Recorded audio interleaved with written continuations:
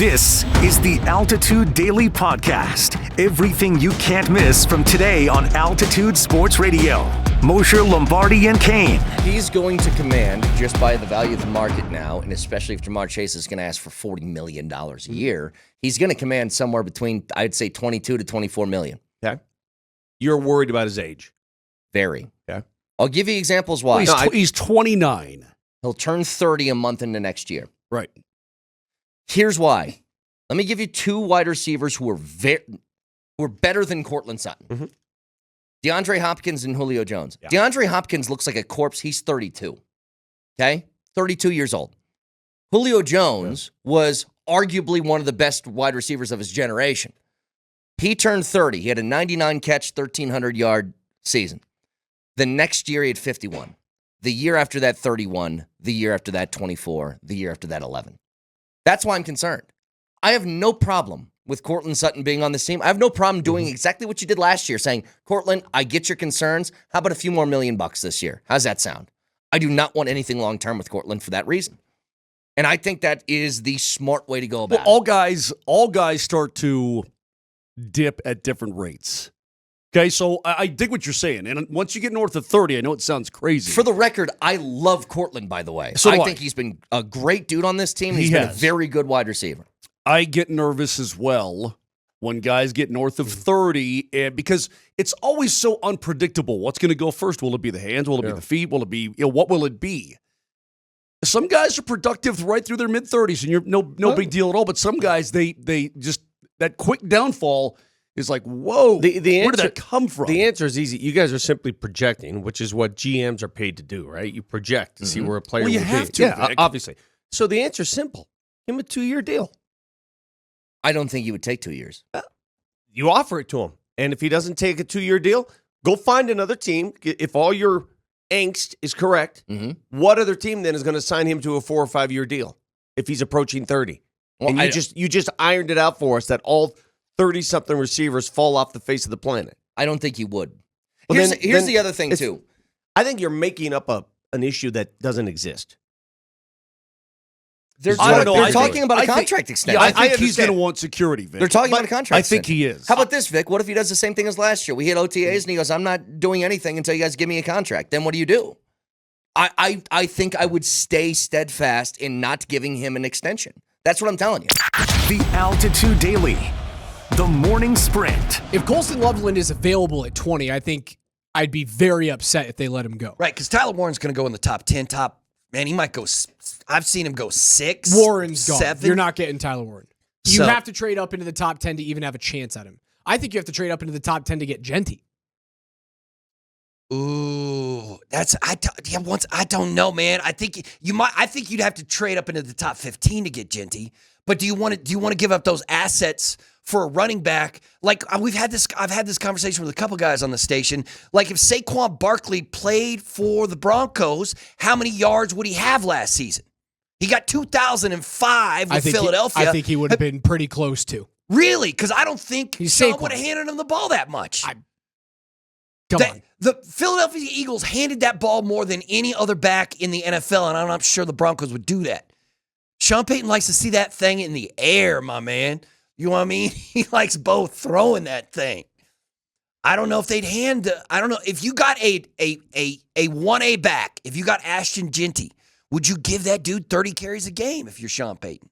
You would find a way to manufacture well north of 1,000 yards in a season from that player, whether it is just rushing or adding in the passing game. Like look at Alvin Kamara. Alvin Kamara had 120 yards rushing 120 attempts, 728 yards rushing in his first season in New Orleans. He also added 826 yards receiving and 5 touchdowns in that season. The next year, 700 yards through the air, almost 900 yards on the ground. He would find a way to get Saquon Barkley really close to a 2,000-yard mark. So if you think Ashton Jeanty's the best back out there, we need a back, we need this joker position, we could turn him into that joker. What price tag do you pay to hop up into the top 15 or top 10? You're asking the wrong guy. To even like it's the Chicago has the 10th pick. If you call Chicago and we're like, hey, we want that 10th pick, can you move down 10 selections I mean, I don't even know what you'd have to give A up. pick swap, next year's first plus. That's That's what it tough costs. ask, man. That's a tough ask. Do you give up those assets for somebody like Ashton? Depends what you think about him. If he's Saquon Barkley, the answer is yes. Yeah. If he's Saquon, oh yeah. Yeah, no. Saquon was one of the funnest things about the season last year. That was great watching him just run around, just doing his It thing. made me envious. The Altitude Daily. Columbus, Hastings, and DMAC. Lastly, fellas, Mike Kliss is reporting per a source, the Broncos and the San Francisco 49ers are working to finalize one joint practice prior to their preseason game this summer in Santa Clara. He says it makes sense to hold it there because the Broncos' new training facility is currently under construction. Are we moving towards a world where the NFL will inevitably move to a 20-game schedule and just replace the preseason with these joint practices, and then these preseason games will go away? Would you guys be in favor of that? I would not. 18. I would not. I guess I will draw a line. I'm down with 18. 2 preseason games, extend the Super Bowl back to President's Day weekend. Well, hold on. It's kind of two different things. Would I be an advocate of it as a former player? Hell no. I'm not an advocate of a 17-game season. I'm not an advocate of an 18-game season. Could I see it?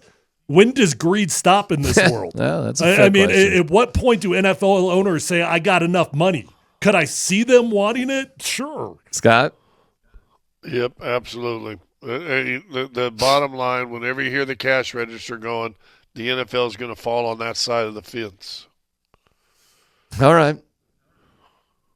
I'm not saying I'm an advocate of it. I mean, that's 20, my God. I think 18, it's going to hit 18. It's probably going to stay there for like 5 years, yes. And then they'll realize we can't change the schedule by a game. We got to make it even and do 2. So it'll go from 18 for 5 years, and then possibly 20, depending on the revenue and if everything holds. Right, and if it does that, it probably means expansion and an international division, if not 2. Yeah, and a third bye week. Yeah, but now college doesn't have preseason games, do they? And now we're talking about the NFL season starting in August? Maybe. I mean, I don't know. You can play all over the world, right? All I know is greed never stops. Well, the NFL, man, they seem to be bulletproof. So, Tyler, you're coming from the player perspective. As a fan, would you like to see 20 games? I don't know. I do think it makes it interesting because by far the best thing about the NFL is that every game is life and death. It's what makes it the most compelling product to watch, and I don't know if 20 games takes away from that. It probably does not, but there is a number that the games become less important for sure. The Altitude Daily. Kreckman and Lindahl. Val is an X factor. How long does it take him to be an X factor? You don't have a lot of time. You need as many points. I think you said 5-1 on this homestand. That's probably what you need. You need to come out with 10 points on this sucker. Yeah. So you don't, because the teams chasing you in the wild card race, even though you've got an all right lead points-wise, they've got games in hand. So it's time to quit screwing around with the points thing, stack them up, and make sure you're in the playoffs this year. The Avalanche this season, when Nichushkin plays, 14-7. When Nichushkin is out of the lineup, 19-17-2. Basically exactly 500. All right, I'm going to bring up an uncomfortable topic with you. All right. If they were to go 3-3 on this homestand, You actually have to consider not trading up for something to make the playoff run, but just trading for something that helps make this core something different for years to come. In the future? Are we teetering on the edge of, instead of go for it, reevaluate? I think I want to see a longer sample size than just a 6-game homestand with Nichushkin in the lineup. Okay. And with you generally being a healthy hockey team. Because, again, 14-7 when Val plays. I shared the number with you earlier that the Denver Post reported. Corey Mizazek?